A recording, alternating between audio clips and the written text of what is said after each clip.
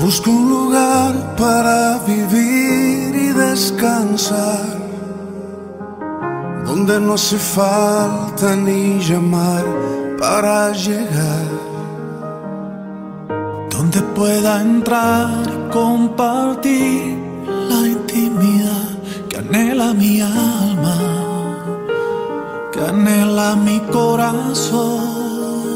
Que seas mi hogar, el lugar en donde encuentro vida y paz. Que seas mi hogar, el refugio de la dura tempestad. Mi amado Jesús, que en la mesa tus palabras me hagan ver que tú eres mi hogar, mi país, mi identidad.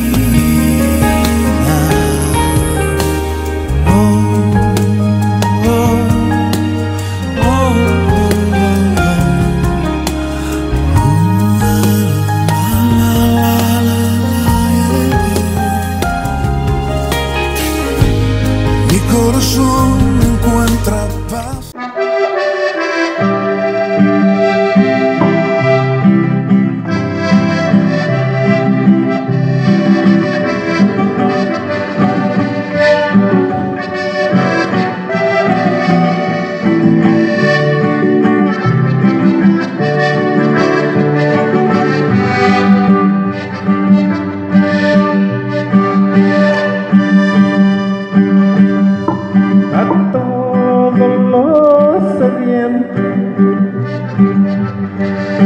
Venid a las aguas, comprar y comer,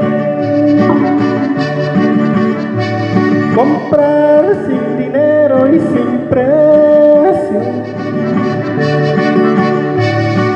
se gozará vuestra alma. Buscad a Jehová,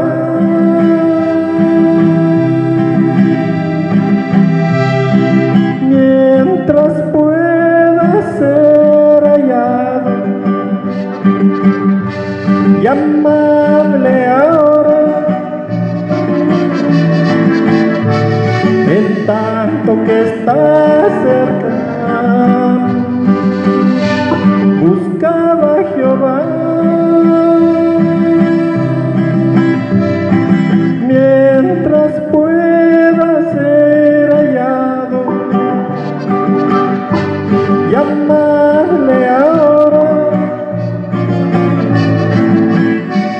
en tanto que está cercano.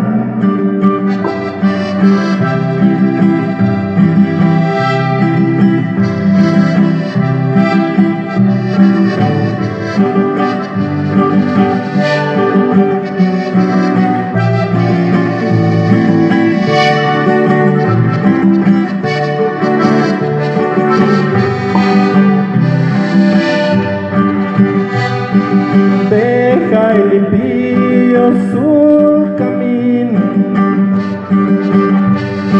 el hombre inicuo sus pensamientos, y vuelve hacia Jehová, y él tendrá misericordia. Buscad a Jehová, mientras pueda ser hallado, llamadle ahora, en tanto que está cercano. Buscad a Jehová, mientras pueda ser hallado, llamadle ahora, en tanto que está cercano.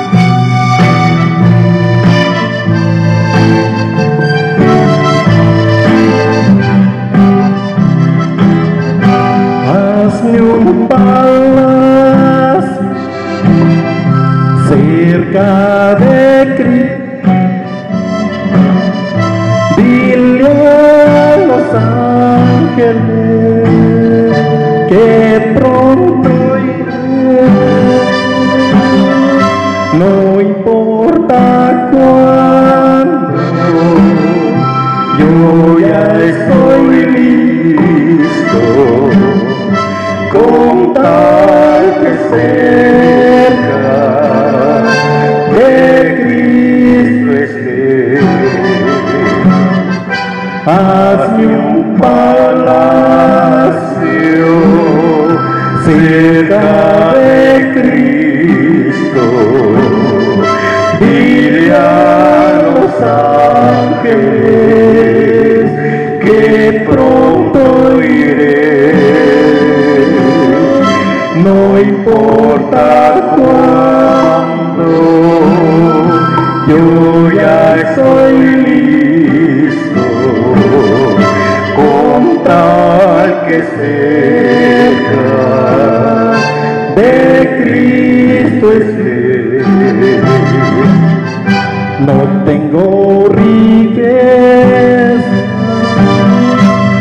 ni reinos mundanos, pero allá en el cielo un celeste hogar, en aquel palacio hecho por sus manos, donde por siempre voy a morar. Hazme un palacio cerca de Cristo. Dile a los ángeles que pronto iré, no importa cuándo, yo ya estoy listo, con tal que cerca de Cristo esté.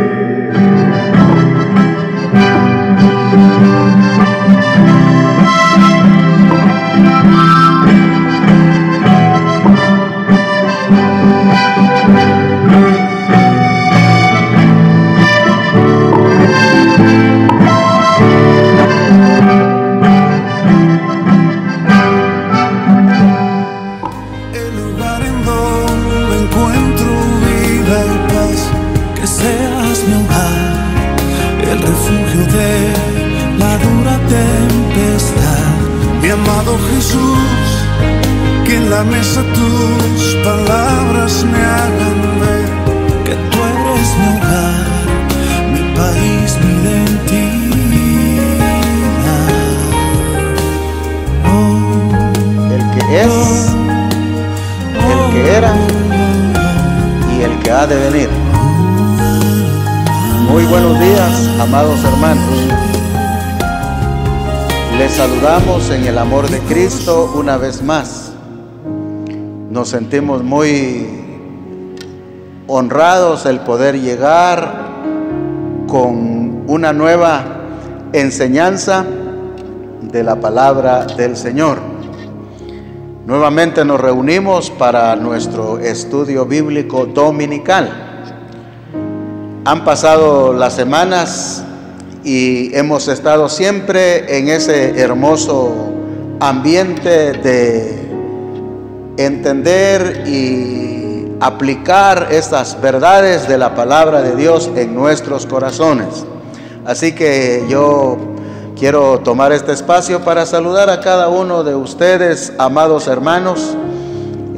Saludos a nuestros hermanos de allá de Monte Mercedes. Dios bendiga a nuestros hermanos de ese lugar, hermano Javier, a su amada familia, también a hermano Gilmer, su amada familia, a hermana Antonia y a todos los que viven en ese lugar. Dios bendiga a cada uno de ustedes, queridos hermanos, y deseamos de todo corazón pueda ser de mucho provecho, de mucha bendición, la palabra de Dios en nuestros corazones. También agradeciendo finamente a nuestro hermano que hace posible la transmisión de este programa. Como siempre decimos, el Señor le bendiga de una manera abundante. Así que vamos a tener entonces en este momento la palabra de Dios a nuestro alcance. la cual quiero que nos unamos, hermanos, para que la palabra de Dios pueda tener el espacio correspondiente en esta mañana de domingo, que es el día del Señor, ¿verdad? Como decimos, es el día que nos reunimos para cantar, para alabar y bendecir al Señor, ¿verdad?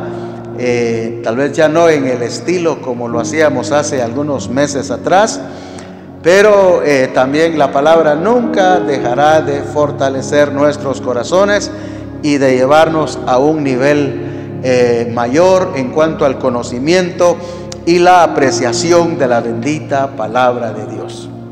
Así que con la bendición del Señor, con la ayuda de Él, quiero que vayamos a nuestro pasaje correspondiente a esta mañana.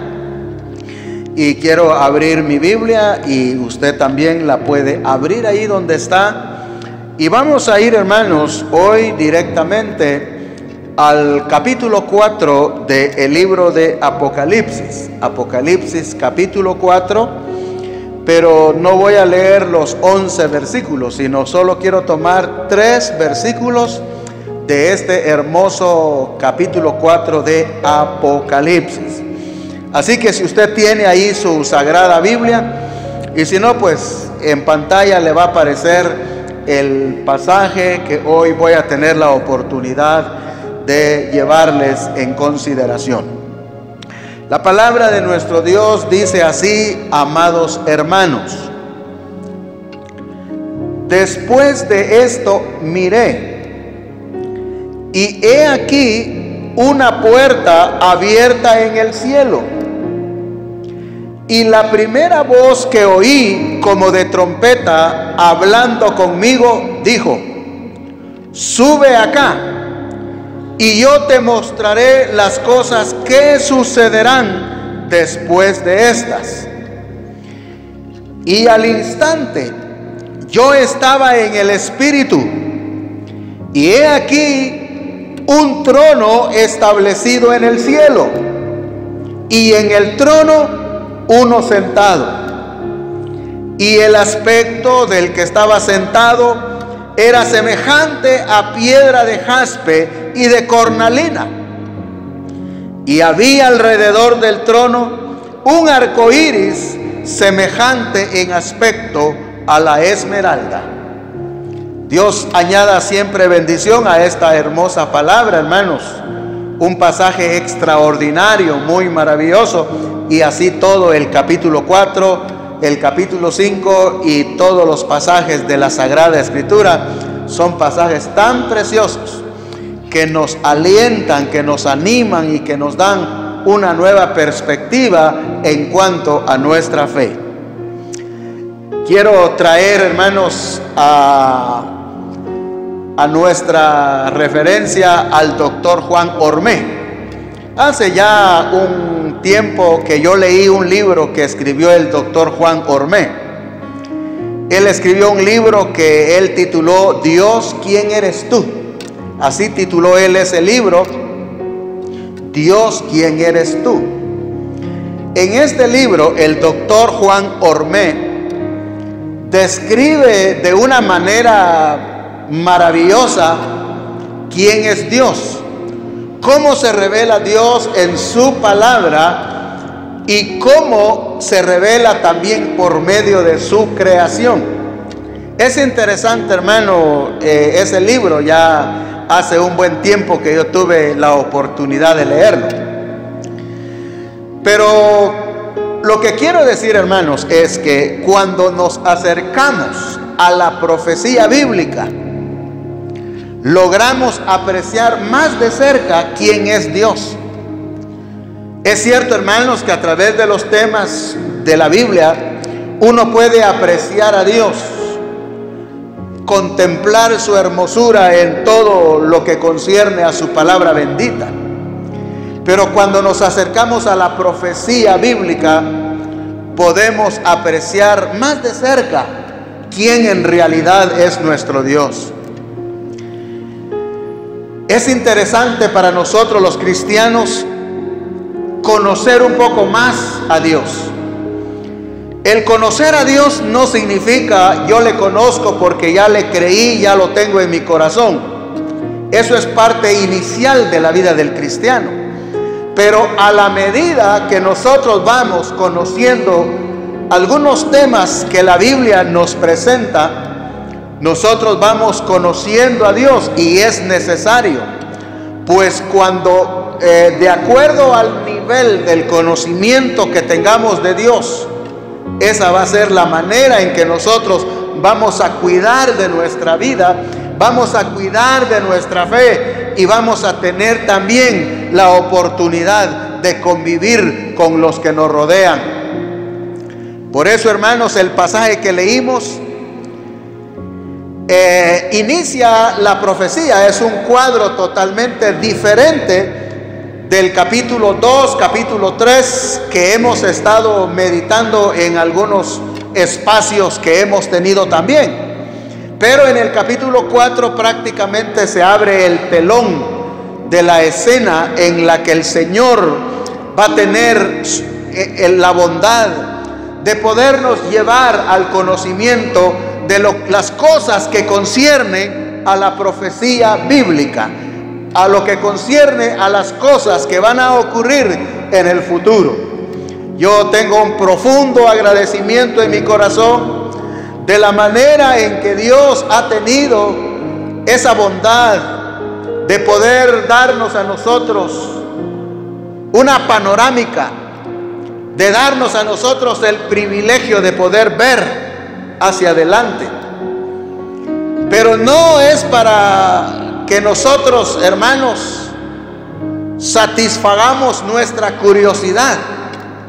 No es solamente para conocer estas cosas divinas del futuro, sino que es conveniente que nosotros como cristianos podamos aferrarnos más a la verdad y concientizarnos más en nuestra vivencia personal e íntima con Dios, y que seamos nosotros dignos del momento cuando Cristo venga a traer a su iglesia a esta tierra.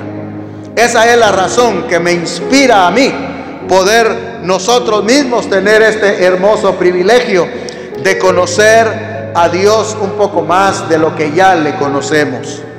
Es por ello, hermanos, que es importante que nosotros miremos de qué manera, hermanos, el Señor se presenta a nuestro Dios en esta parte que acabamos de leer. Le he titulado a esta enseñanza o a este momento de meditación bíblica, yo le he titulado El Señor de la Historia. Así le he titulado a esta parte, hermanos, El Señor de la Historia.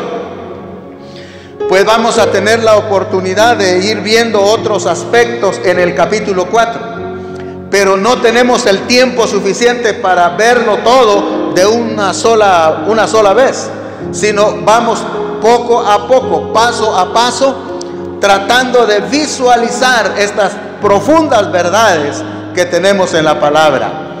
Así que cuando nosotros caminemos por algunas partes proféticas de Apocalipsis, nos vamos a dar cuenta de que Dios nos ama mucho. El Señor quiere lo mejor para nosotros y que quiere que nosotros seamos partícipes de esas glorias futuras que vendrán.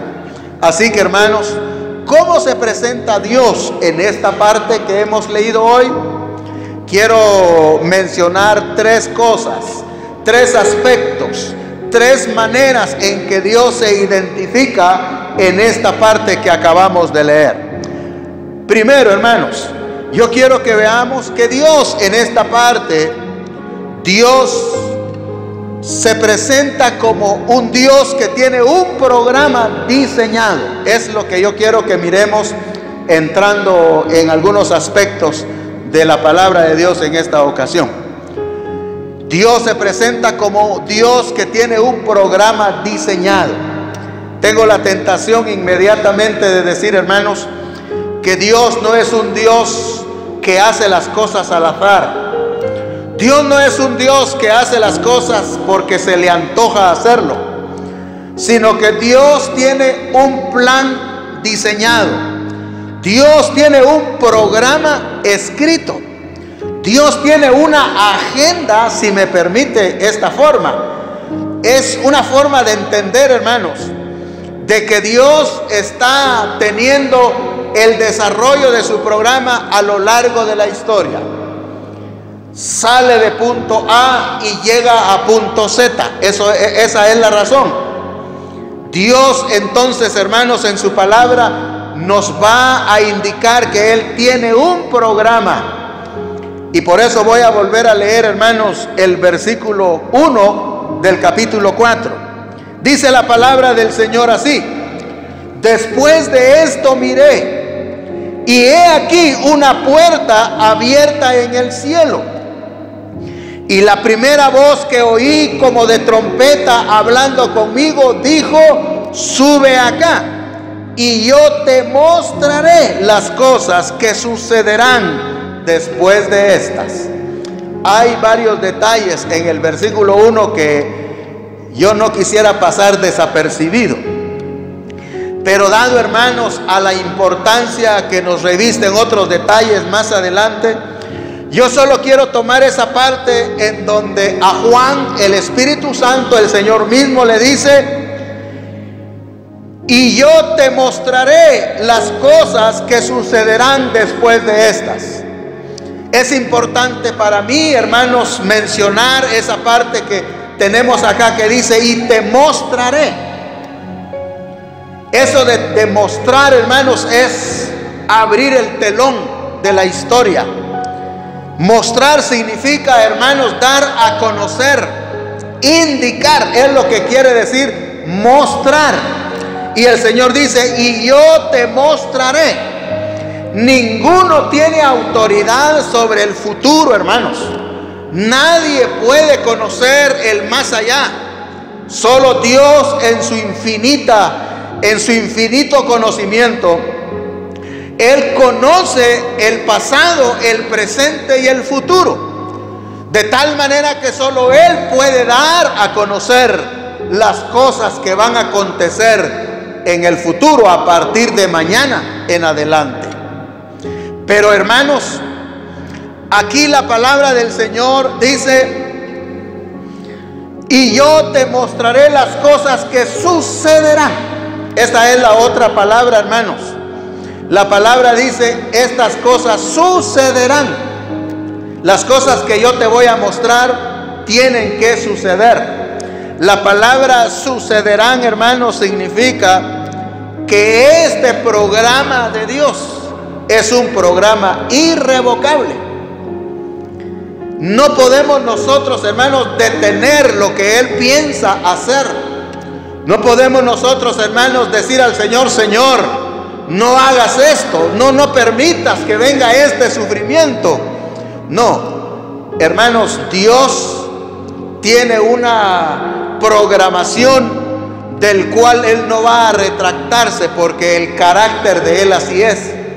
Desde el Antiguo Testamento nosotros conocemos a un Dios que cuando dice algo ya no da un paso atrás. Él siempre hace lo que Él tiene que hacer en el cumplimiento de su propósito divino, el establecimiento de su reino y las bendiciones futuras que vendrán. Así que es un programa, es una agenda, es algo irrevocable, queridos hermanos. Es bueno que nosotros no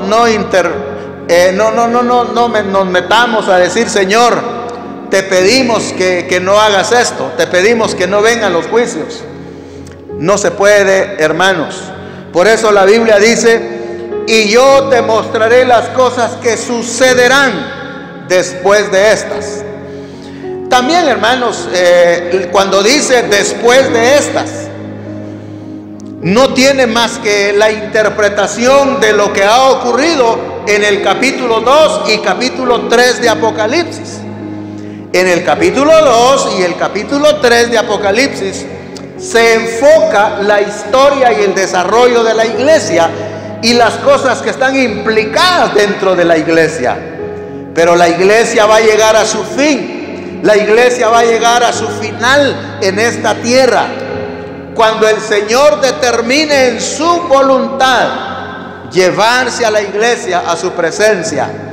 Cuando la Biblia, hermanos, habla acerca de las cosas que van a suceder después de estas, significa que van a suceder después del desarrollo de la historia de la iglesia. Es bueno notar eso, hermanos.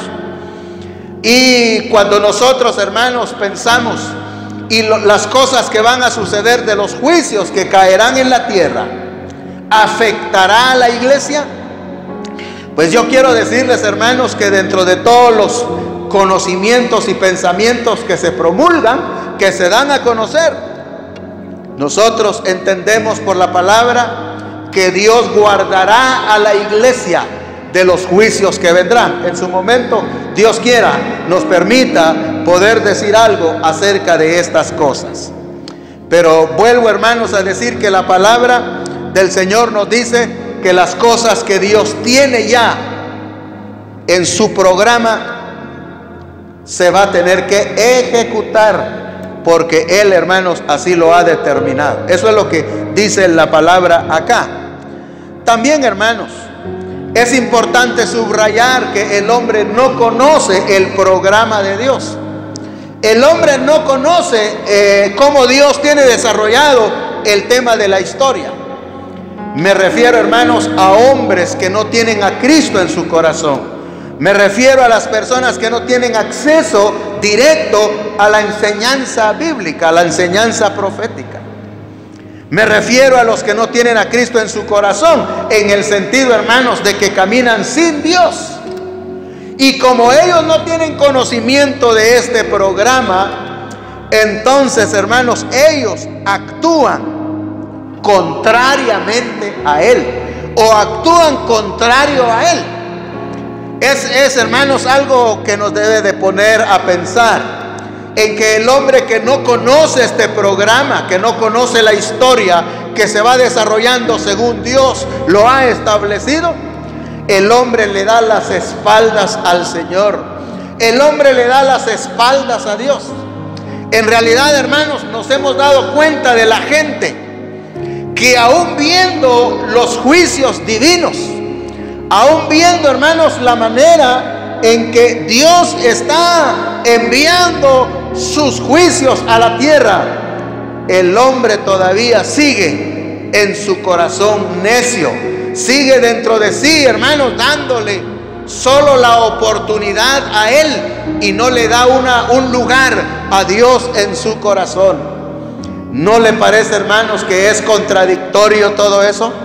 ¿No le parece que el hombre cada día camina más alejado de Dios?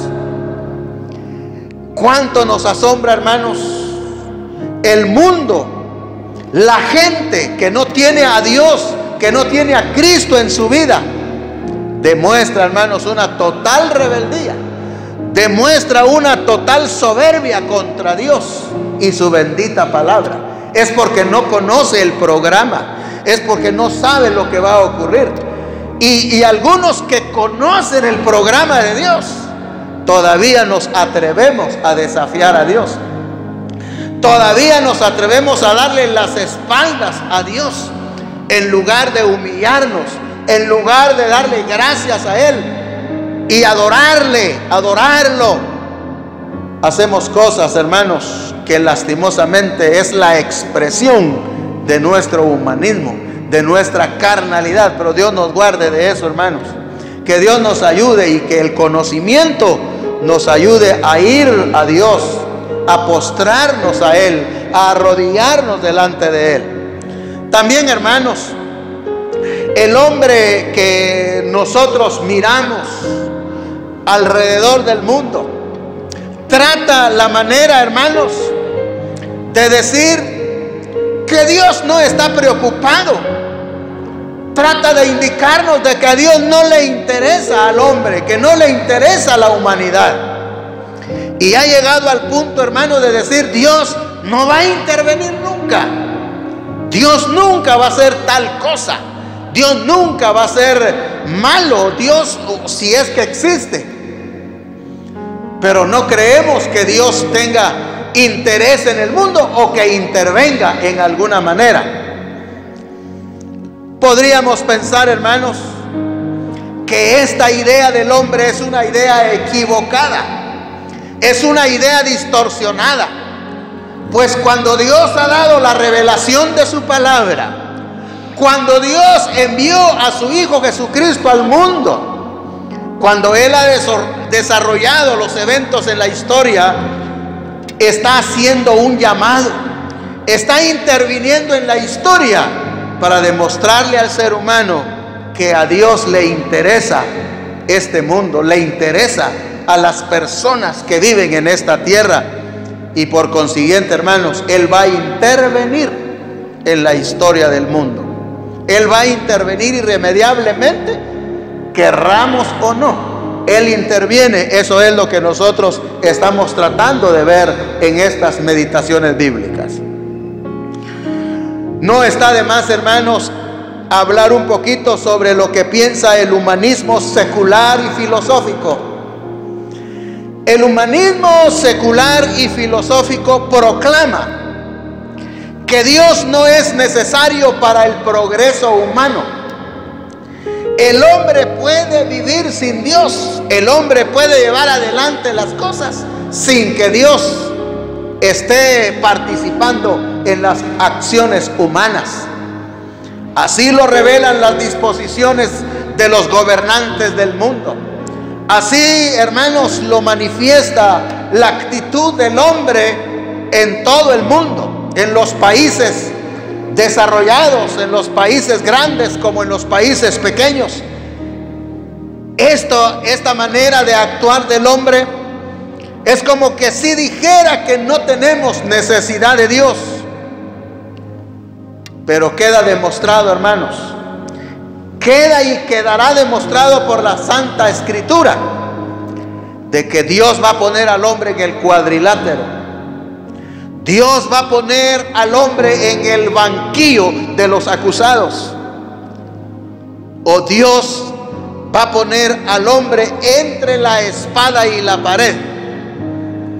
Quiero decir, hermanos, que cuando Dios comience a demostrar su juicio sobre la tierra, el hombre entenderá que hay un Dios que gobierna el universo, que gobierna la historia y que pronto actuará. Es lo que hoy dice la palabra a nuestros oídos y a nuestros corazones. Por eso, hermanos, la primera parte que yo estoy tratando de llevarle de acuerdo a esta palabra es que Dios es un Dios que tiene un programa que está diseñado por Él, que nosotros solo somos participantes dentro de ese programa que Él ejecuta y que Él tiene mucho que ver en las cuestiones de las naciones del mundo. El otro punto que yo quiero, hermano, resaltar en esta hermosa mañana, gracias a la oportunidad que usted me regala de poder llegar con esta enseñanza bíblica, quiero, hermanos, poner y subrayar que este párrafo que hemos leído en este libro precioso de Apocalipsis, Dios se presenta como Dios soberano. Es la otra parte que yo quiero ver en este párrafo. Dios se presenta como Dios soberano. Y lo voy a leer en el versículo 2. Dice la palabra de esta manera: y al instante yo estaba en el Espíritu, y he aquí un trono establecido en el cielo, y en el trono uno sentado. ¿Qué forma de interpretar tendríamos nosotros si tan solo miráramos el trono y en el trono está sentado alguien? ¿Acaso no es el resplandor de su soberanía? ¿Acaso no está exponiendo la autoridad única que tiene Dios como Dios verdadero? Pero es bueno, hermanos, que miremos a Dios en el pasado sentado en su trono de gracia. ¿Acaso no cuando usted ora, hermano, y dice: vengo al trono de tu gracia? Es como que si diéramos a entender que Dios está sentado en su trono. Él siempre ha estado sentado en su trono para gobernar. pero Él ha estado sentado en su lindo trono de gracia. El trono de gracia, hermanos, es un trono donde podemos ir y exponer nuestras necesidades.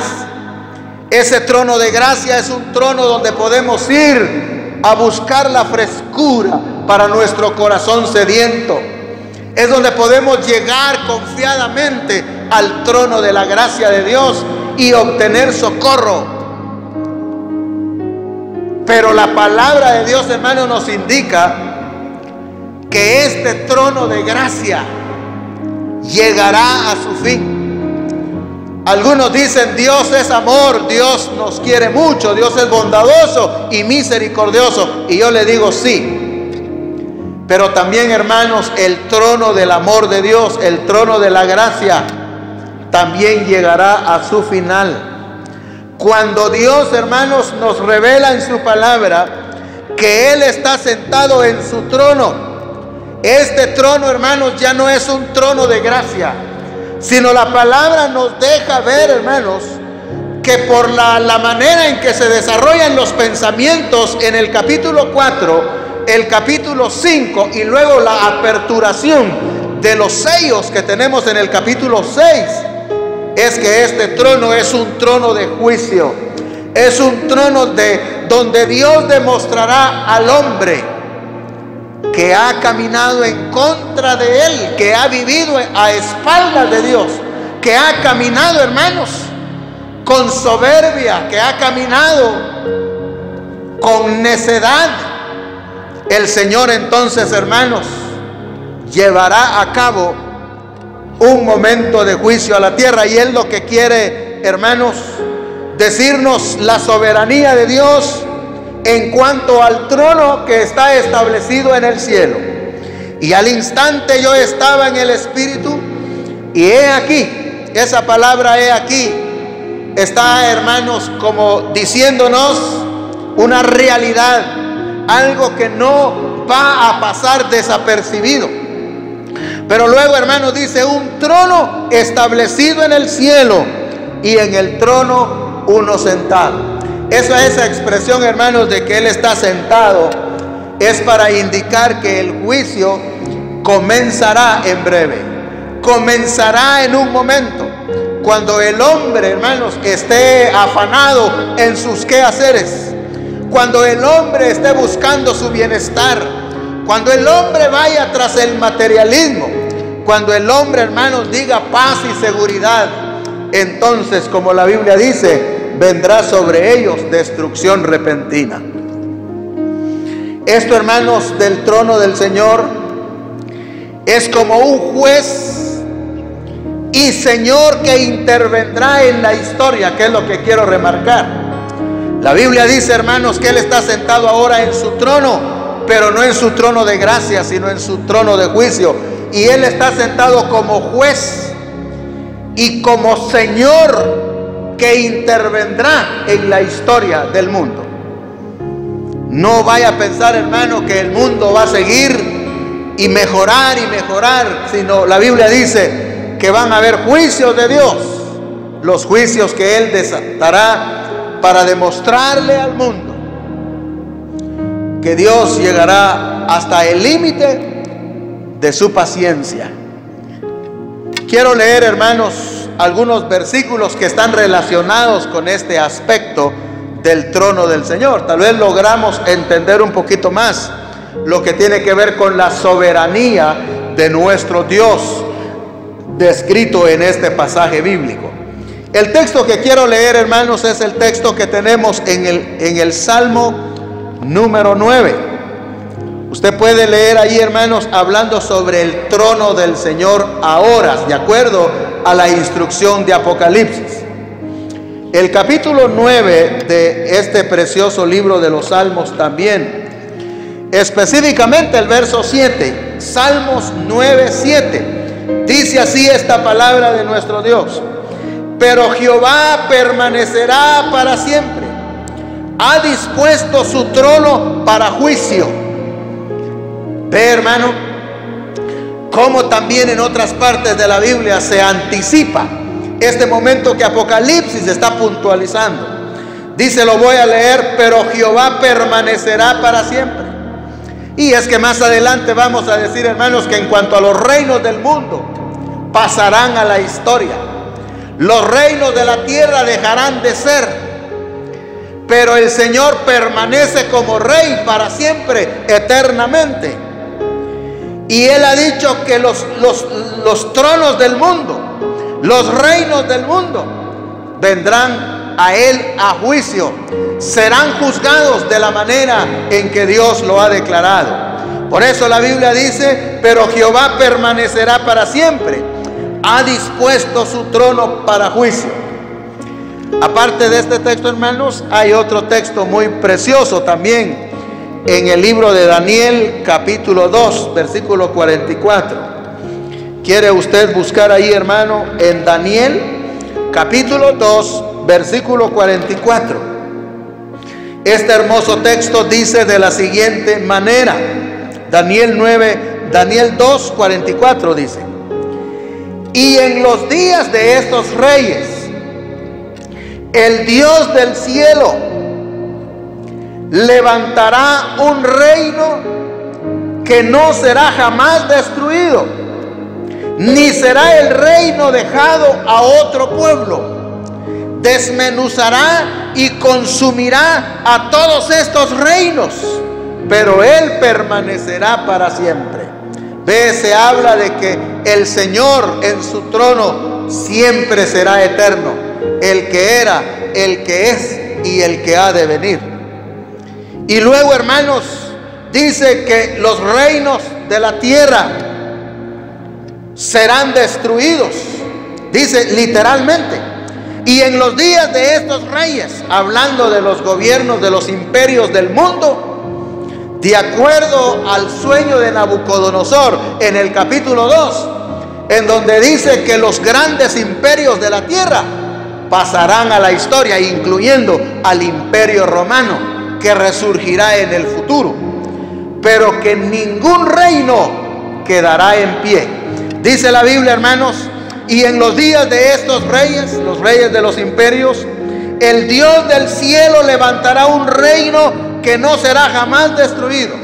Ese reino es el reino del Mesías, es el reino del ungido del Señor, nuestro bendito Jesucristo.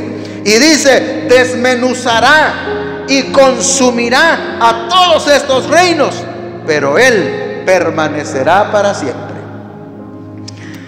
Qué precioso es entender esto, hermanos, y darnos cuenta de cómo Dios tiene planeado su trono ya para llevarlo a cabo en torno a los juicios mencionados en Apocalipsis. Voy a ver, hermanos, el capítulo 7 y versículo 9 del libro de Daniel. Daniel, capítulo 7 y versículo 9.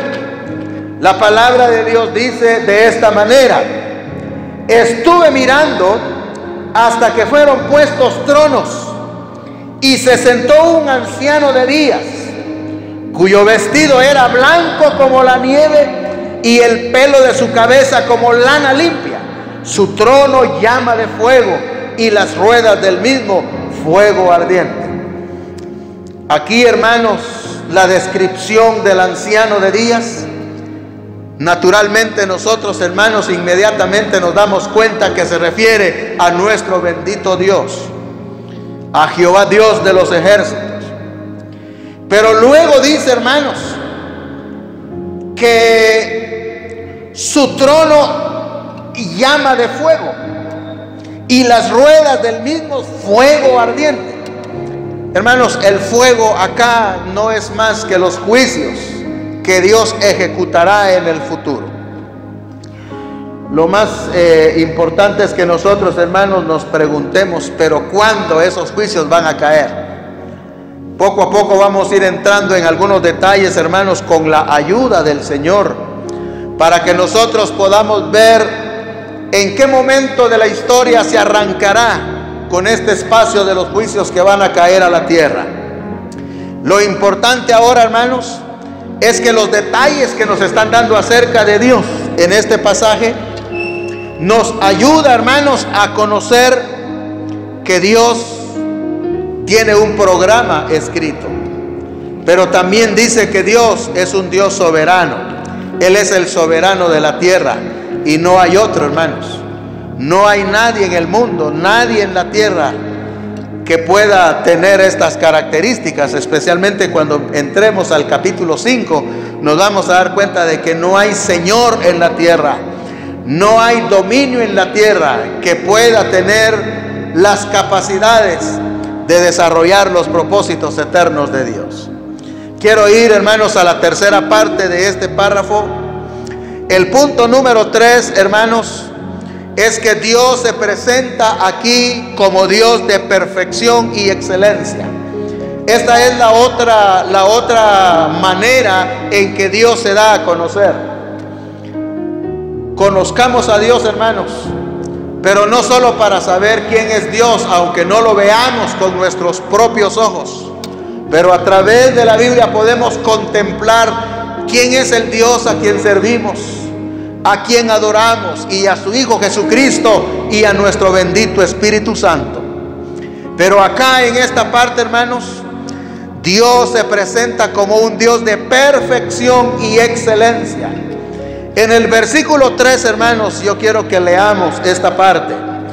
Dice la palabra de Dios en el verso 3: y el aspecto del que estaba sentado era semejante a piedra de jaspe y de cornalina, y había alrededor del trono un arco iris semejante en aspecto a la esmeralda.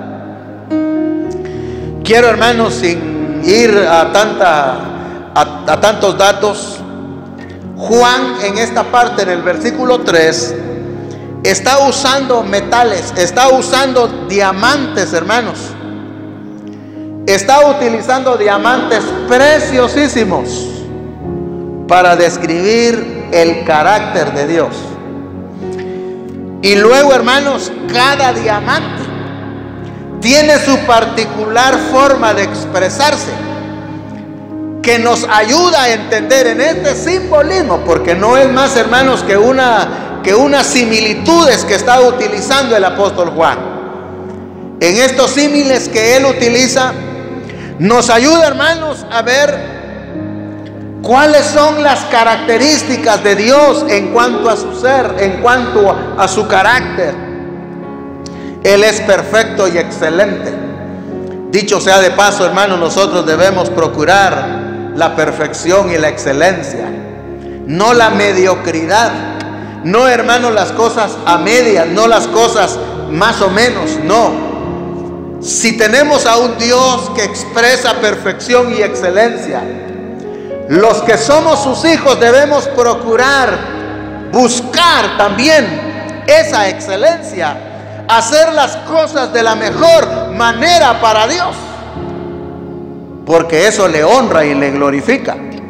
Pero, hermanos, entonces acá tenemos estos diamantes preciosos que está utilizando Juan para describir las glorias del Señor. Primero, hermanos, el primer diamante que está mencionando aquí el apóstol Juan es el jaspe. Dice: y el aspecto del que estaba sentado era semejante a piedra de jaspe.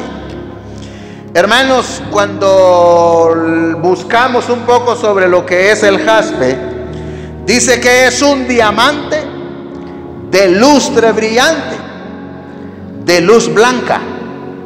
Dice que el jaspe es un diamante de lustre brillante, de luz blanca. Ya podemos imaginarnos, hermanos, el esplendor del jaspe, de la irradiación de esa luz blanca que puede dar. Pero en la manera de entender, hermanos, este diamante con su brillantez de luz blanca tiene que ver con la pureza, la limpieza, la santidad de nuestro Dios que está sentado en el trono. Así es Él. Hermanos, parte de su perfección es su pureza y su santidad. ¿Quiere usted, hermano, pensar en esto un momento? Que parte de su perfección es su pureza y su santidad. Por eso dijo él en una ocasión: sin santidad nadie verá al Señor. Necesitamos, hermanos, buscar una perfección en esa dirección de la pureza y la santidad. Se puede, hermanos, porque la Biblia dice: sed santos porque yo soy santo. En el sentido, hermanos, de procurar lo bueno, de la santidad práctica en nuestras vidas. Por esa razón, hermanos, es que este diamante tiene un mensaje para el carácter de Dios mostrado en este pasaje. El otro diamante, hermanos, es la cornalina. Es el otro diamante. Dice, el aspecto era semejante a piedra de jaspe y de cornalina. La cornalina, hermanos, dice que es ágata de color rojo. La cornalina, hermanos, es un diamante precioso de color brillante, solo que es rojo, que no tiene nada, hermanos, otra manera de entender que la expresión de la justicia y la ira de Dios. Estos símbolos, hermanos, aunque nosotros no lo creamos, están diciendo cómo es el carácter de Dios. El carácter de Dios también expresa justicia. Dentro de lo que es lo justo de Dios, también hay una manifestación de su ira. Por eso fue que castigó a los antediluvianos. Por eso fue que castigó a Sodoma y a Gomorra. Por eso fue que condenó a los ángeles que pecaron. Por eso, hermanos, tenemos muchas intervenciones en la historia del pueblo de Israel, porque Dios también, hermanos, expresa su justicia. Qué bueno pensar en eso, hermanos. Así que la cornalina es ágata de color rojo que expresa su ira. Pero también, hermanos, hay un arco iris. En alguna ocasión, hermanos, nosotros traemos a nuestra mente el arco iris apareciendo por primera vez en el cielo. Usted recuerda, hermanos, que este momento fue cuando cesó el diluvio sobre la tierra, en los días de Noé, y Dios diciéndole a Noé que jamás destruiría el mundo con otro diluvio. Ya no va a usar agua Dios para castigar al mundo, pero sí va a usar fuego para castigar a la gente que está alejada de Dios. No tomemos en poco esta declaración, hermanos, pero la palabra del Señor nos recuerda que Dios ha tenido siempre bondad y misericordia expresado en el arco iris de diversos colores.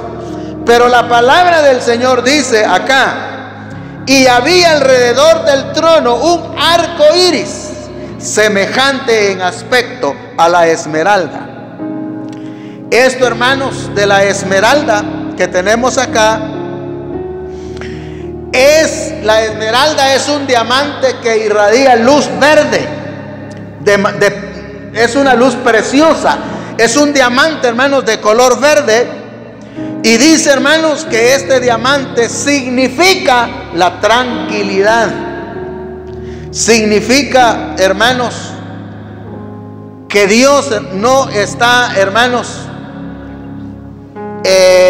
como nosotros, alarmados o asustados. Él está en completa tranquilidad, en majestad inefable. Así está el Señor.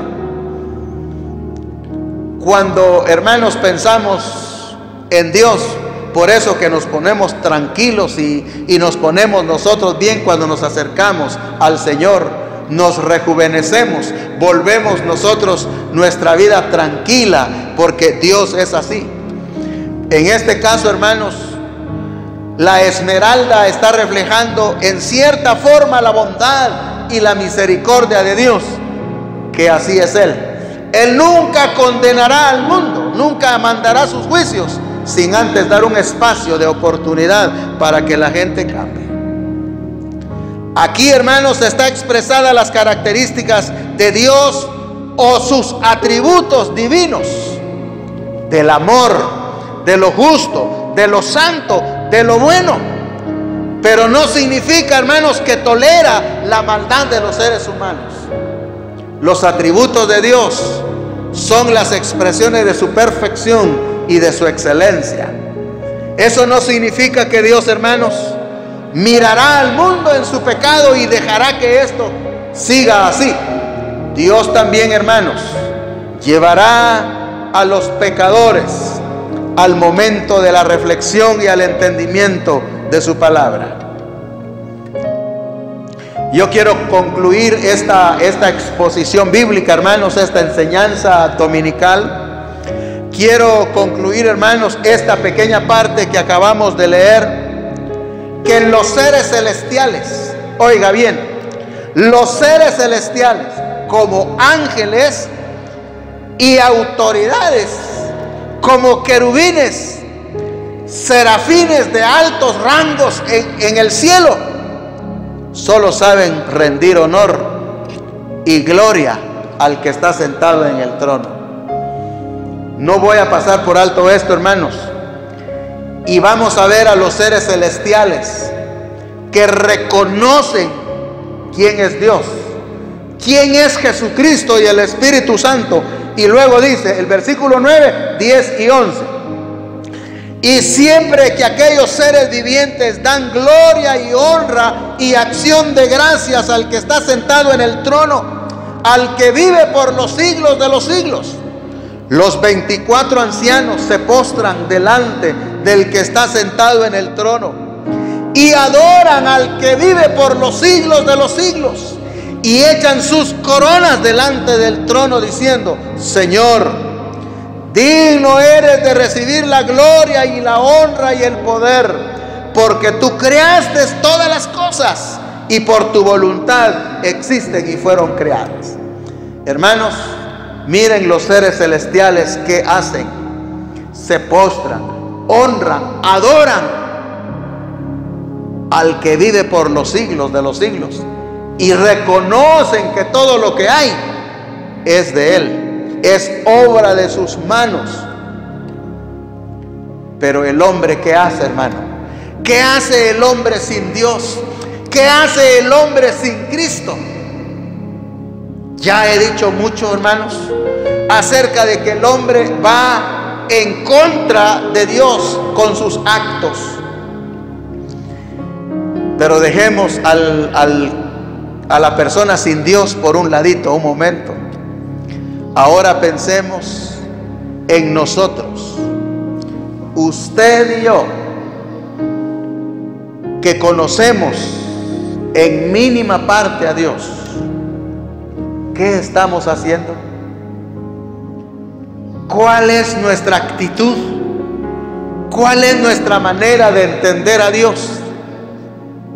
¿Estamos nosotros acercándonos a entender sus propósitos para ser mejores ciudadanos, para ser mejores padres, para ser mejores hijos, para ser mejores cristianos, para postrarnos delante de Él? Y dice, y echan sus coronas delante de Él como un agradecimiento, hermanos, de que nada tenemos.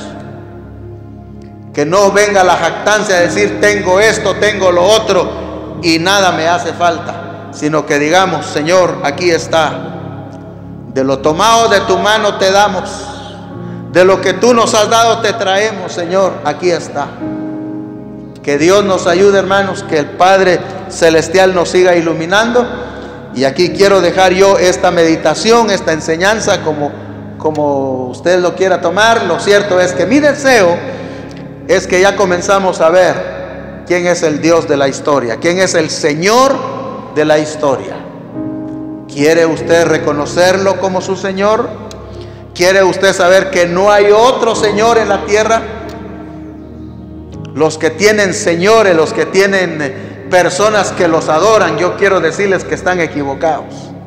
Los que adoran a Mahoma, por ejemplo, los que adoran a Buda, los que tienen, hermanos, a personas como apóstoles, entre comillas, adorándoles, rindiéndoles honores, a los que reconocen, hermanos, a alguien como la autoridad de la iglesia, están equivocados. El único Señor de la historia y dueño del universo se llama Jehová Dios de los ejércitos, nuestro bendito Señor Jesús, el Espíritu Santo que llevará a cabo lo que hoy la palabra nos ha comenzado a dar. Dios lo bendiga, hermano. La paz de Dios sea con usted. Permíteme, voy a orar por su vida. Y si usted quiere entregarle su corazón a Cristo, diga: Señor, aquí está mi vida, aquí está mi mente, mi corazón. Yo te recibo y te declaro mi Señor en esta hermosa mañana. Padre y buen Dios, te doy gracias por esta parte de la palabra que se ha dado, por este momento de comprensión bíblica. Queremos, Señor, ir más allá en nuestra comprensión de tu precioso nombre. Danos la oportunidad, Señor, que esto pueda ser oído por todos, que pueda ser analizado por todos, pero que lo más importante sea que caigamos de rodillas delante de ti y que te reconozcamos como dueño y Señor de nuestras vidas. A modo de que cuando tú vengas en las nubes del cielo, como tu palabra lo indica, podamos ser dignos de irnos contigo, y que los juicios que van a venir sobre la tierra no los tomemos en poco, o no los tomemos como broma, sino que los tomemos, Señor, como la realidad de tu palabra en nuestros corazones. Oramos en Cristo Jesús, nuestro buen Salvador. Amén. Amén. Bendiciones, hermanos.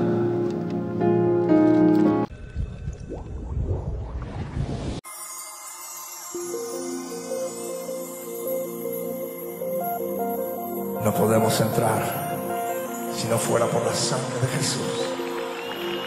Denle un aplauso a la sangre de Jesús. Agradecemos al Señor por este privilegio que nos ha dado de haber impartido la palabra del Señor. De igual manera también nos hemos gozado con los cantos que los hermanos pues muy finamente han entonado para el Señor. Deseamos que lo que se ha hecho o se esté haciendo en cada programación pueda ser de bendición para la vida de cada uno de nosotros. Tenemos una sección de anuncios, hermanos, y en esta sección de anuncios queremos aprovechar el espacio para indicar a todos los hermanos de la iglesia Monte Bazán Central de este municipio de Sololá, que a partir del día lunes para el sábado tendremos nuestra semana de oración. La semana de oración la llevaremos a cabo de las 7 de la noche para las 8. Una hora estaremos orando todas las familias, ¿verdad? No haremos por grupos, sino todos estaremos orando al Señor de 7 a 8. También, hermanos, si su tiempo le da y usted está en condiciones, vamos a unirnos para una hermosa vigilia también. Así terminamos la semana de oración. Podemos comenzar nuestra vigilia a las 8 para la medianoche, este sábado que viene. Luego el domingo, hermanos, tendremos la celebración de la Santa Cena, porque es una manera de estar en comunión con nuestro Dios, con nuestro Padre Celestial, la ordenanza que Él nos dejó. Así que los ancianos y el pastor hacen este comunicado de que la semana de oración inicia el lunes y la cerramos el día sábado. Luego el domingo a las 10 de la mañana nos reunimos para escuchar alabanzas, para escuchar también la enseñanza bíblica y después la celebración de la Santa Cena. Esto lo hacemos con tiempo, hermanos, para que usted prepare el panito, prepare las copitas y el vino respectivo para participar juntos de esta preciosa comunión cristiana. Este es nuestro anuncio y deseamos, hermanos, que estemos preparados. Sabemos que la situación se torna cada vez difícil, pero los cristianos tenemos confianza y no podemos nosotros dejar de buscar al Señor. Este es el consejo de la palabra, es la animación de los cantos, y por sobre todo, hermanos, que esta semana estemos encadenados, ¿verdad? Pero en oración, ¿verdad? Haciendo esta cadena de oración todas las familias, traeremos honra y gloria al nombre del Señor. Y el domingo, no se olviden, toda la familia debe estar unida a las 10 de la mañana para que juntos puedan participar de esta hermosa Santa Cena que ya se ha anunciado. Así que, hermanos, que el Señor los continúe bendiciendo y la paz de Él sea con cada uno de nosotros, y en el inicio de esta nueva semana, que la gloria sea para el Señor. Bendiciones, hermanos, y estamos entonces siempre en las próximas programaciones. Vamos a seguir pasando estos anuncios para que estemos preparados para ese momento. Amén, hermanos. Que Dios nos bendiga y que todo nos salga bien en esta semana. Solo por tu muerte tú me diste vida. Cuando resucitaste